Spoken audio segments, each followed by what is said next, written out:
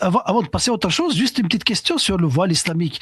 Est-ce que c'est un habit traditionnel d'une région, des zones rurales qui a été exploité, généralisé par les moullas, ou c'est quelque chose inventé carrément par l'école des moullas, par leur façon de voir, d'imposer la religion à la femme iranienne?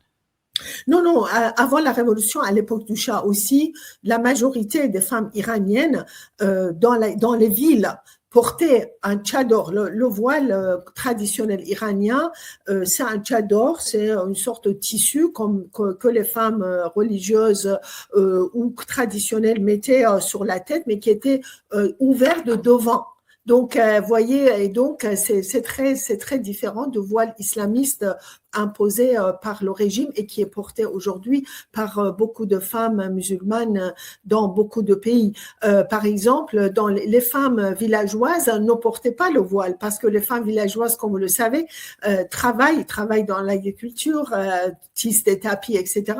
Et si elles sont voilées comme ça de tête aux pieds, elles n'arrivent pas à travailler. Donc, en fait, non. Le voile, traditionnellement, était un phénomène urbain qui n'avait rien à voir avec le voile islamique imposé par le régime qui est constitué d'un couvre-chef et d'un long manteau, etc.